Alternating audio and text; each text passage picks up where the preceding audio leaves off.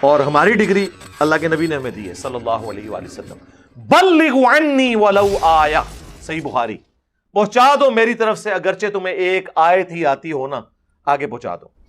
اب عیسیٰ علیہ السلام سے بھی بڑی پرسنالٹی ہمارے محبوب علیہ السلام کی، ان کے بارے میں بھی سن لیں، پھر تو بابے اور دم دینا جا کے غیبانہ نماز جنازہ پڑھ جائیں گے.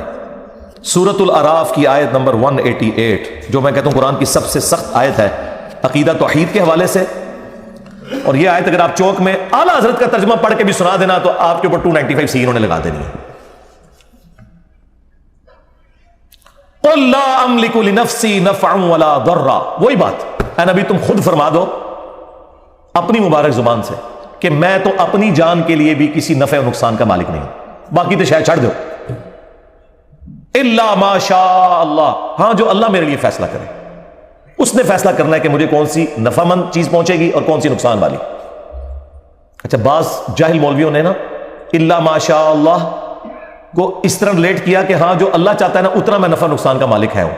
اندازہ کریں وہ بھی جھوٹ نکلا. یہ تو حضور اپنی بات کر رہے ہیں، آپ کے نفع نقصان کی تو بات پھر بھی نہیں ہو رہی. میں اپنی جان کے لیے بھی کسی نفع نقصان کا مالک نہیں مگر جو اللہ چاہے. تو یہ انہوں نے جو دھوکہ دیا وہ اسی آیت میں پکڑا گیا. اگلی بات اللہ نے اور کھول کے بیان کر دی تاکہ موٹے دماغ والوں کو بھی سمجھ آ جائے. وَلَوْ كُنْتُ أَعْلَمُ الْغَيْبِ، اگر میں خود سے غیب کو جان لیتا، لَاسْتَكْثَرْتُ مِنَ الْخَيْرِ، تو میں خیر کثیر جمع کر لیتا.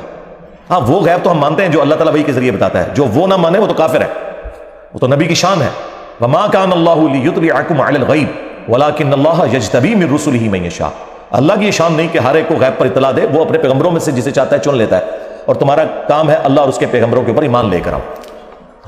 لیکن اگر نبی علیہ السلام خود سے غیب جان لیتے کہ مستقبل میں کیا ہونے والا ہے، تو اے نبی تم فرما دو میں خیر کثیر جمع کر لیتا.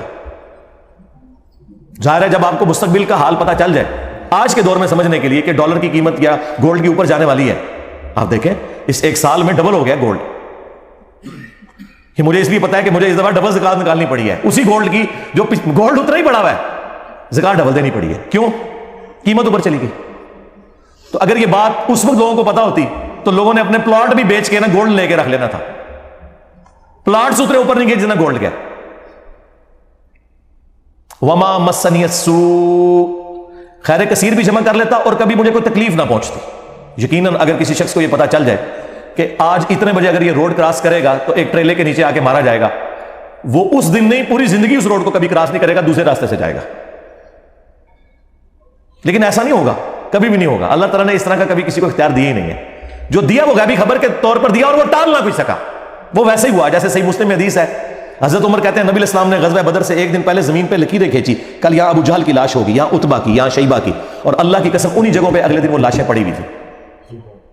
یہ حضور کو اللہ تعالیٰ نے غیبی خبر دی، وہ ٹال نہیں سکتی تھی کبھی بھی. تو اے نبی تم فرما دو کہ اگر میں خود سے غیب جان لیتا تو میں خیر کثیر جمع کر لیتا اور نہ مجھے کوئی تکلیف پہنچتی. ان انا الا نذیر و بشیر، میں تو نہیں ہوں مگر ڈر سنانے والا اور خوشخبری سنانے والا. لقوم یؤمنون، ان کے لیے جو بات ماننا چاہیں، ایمان لانا چاہیں. میرا سٹیٹس پیغمبروں والا ہے، میں کسی کے نفع نقصان کا مالک نہیں ہوں. اور نفع نقصان میں وہ ساری چیزیں ہیں، آکسیجن، کھانا پینا، ٹوائلٹ یعنی پیشاب، نیند، یہ تمام چیزیں.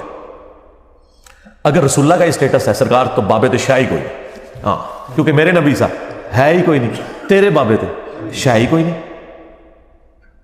اس لیے میں کھول کھول کر چیزیں بیان کرتا ہوں تاکہ کسی موٹے دماغ میں بھی کوئی کہیں کو کیڑا گھسا ہوا ہے نا، کسی شیطان نے گھسایا ہوا ہے تو اسے سمجھ آ جائے.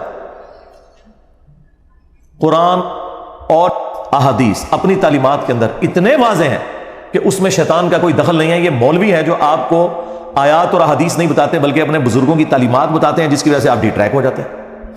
اور پھر جب ہم آپ کو سمجھاتے ہیں تو ان کی چیخیں نکلتی ہیں، کیونکہ انہیں پتہ چل جاتا ہے کہ آپ انجینئر صاحب جو بتا رہے ہیں نا، تو سب سے پہلے تو آ کے ہمارے گاٹے ہماری عوام نے فٹ ہونا ہے کہ جناب تسی کے ساتھ قرآن حدیث پڑھا دے رہے. ہمارے ایک بھائی گجرانوالا سے ریورٹ ہو گیا ہے، وہ پہلوان، کئی سال پہلے کی بات ہے. وہ کہتے ہیں میں ٹی ایل پی کا بہت سرکردہ رکن تھا اور اس حد تک کہ میں نے ڈی ایس پی کی ٹانگیں توڑ دی تھی میلاد کے جلوس کے ایشو میں. اب اتنا کٹر کوئی ہو اور اس کو میرا کلپ پہنچ جائے کہ بابے تو شاہی کوئی نہیں، کہتا منو بھی بڑا غصہ کہ جے اے انجینئر غلط کہہ رہا تھا انجینئر میں نہیں چڑھنا، تو جے صحیح کہہ رہا تھا میں اپنے بزرگ نہیں چڑھنے. اور وہی ہوا جب وہ بندے نے ساری گستاخانہ عبارتیں اور ساری چیزیں دیکھیں اینڈ پہ کہتا ہے میں اپنے مولوی کے پاس چلا گیا, میں کہا مولوی صاحب تسی سانو بچپن تو نماز ہی غلط دسی ہے. اب مولوی کے دماغ میں نہیں تھا کہ وہ کیا بات کر رہا ہے.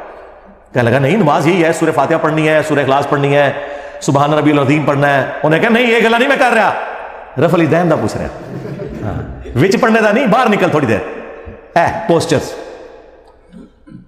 تو کہنے لگا مجھے ٹائم دیو. اچھا ہوں تھوڑی دیر پہلے تیری نماز سنا تو ہوں ٹائم منگنا ہے, پھر ٹائم قیامت تک ہے.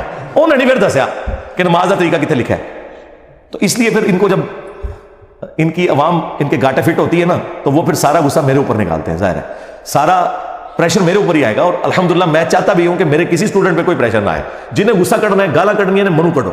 ہاں انہوں نے چھڑ دو, یہ اللہ دے بندے نے تواڈے پیچھے ہی نمازاں پڑھ رہے ہیں, آپ کو یہ چندے دے رہے ہیں, آندہ بھی انہوں نے ادھر ہی رہنا ہے. ہم نے کوئی اپنی چندہ بک نہیں بنائی, کوئی مسجد نہیں بنائی, کوئی مدرسہ نہیں بنایا, ٹھیک ہے, آپ کے ساتھ ہی ان کو اٹیچ رکھا ہے. صرف یہ ہے کہ انہوں نے اپنے عقائد جو ہے اس شخص کی تعلیمات کے مطابق کر لیے ہیں جس کی قبر مدینے میں ہے, صلی اللہ علیہ وآلہ وسلم, جو ہمارے روحانی باپ ہے. النبی اولا بالمؤمنین من انفسہم وازواجہ امہاتہم, نبی مومنین کی جانوں سے بڑھ کر ان پر حق رکھتے ہیں, اور نبی کی بیویاں امت کی مائیں ہیں, اور یقیناً پھر نبی امت کے روحانی باپ ہیں الحمدللہ. تو غصہ جس نے نکالنا میرے اوپر نکالے, باقی ان کو آپ لوگ تنگ نہ کیا کریں, کیونکہ تنگ کرنے سے کچھ نہیں ہوگا, آپ کو دلیل پیش کرنی پڑے گی, اور وہ آپ کے پلے کوئی دلیل نہیں.